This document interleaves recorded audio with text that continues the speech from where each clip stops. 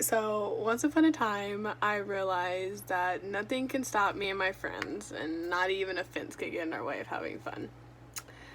So, I met this girl that was in my class, and she had just moved to my town, and I wanted to invite her out so we could go hang out with some of my friends. I can introduce her to some people. And we were in her car, and we were drinking Coca-Cola, let's call it that. And we were driving around, and all of a sudden, one of the guys that was behind us in another car tried to race us. And so we thought we were cool and thought we could beat him. And did not work out that way.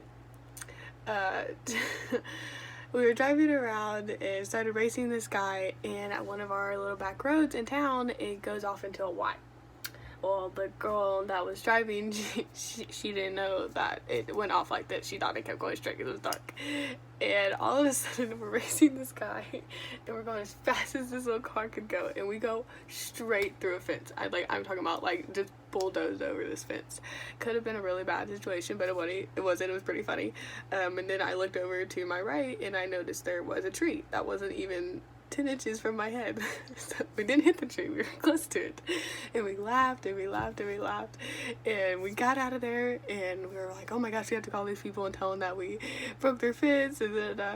And so then we started driving, and all of a sudden you hear like someone's like dragging on the road, and her bumper had fallen off and was underneath the car, just hanging on by like a little piece of like plastic.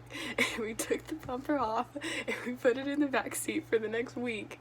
Her bumper was in the back seat, and then, but it gets better. The next day, we went back to the place, found her license plate that we thought lost it. The owners contacted us, and we had to go rebuild this fence in the dead heat of summer. And it was honestly one of the funniest and best experiences I've ever had. And I've made a best friend for life. We now live together. We went to college together. From a near-death experience, I did learn to get in, sit down, shut up, and enjoy the ride.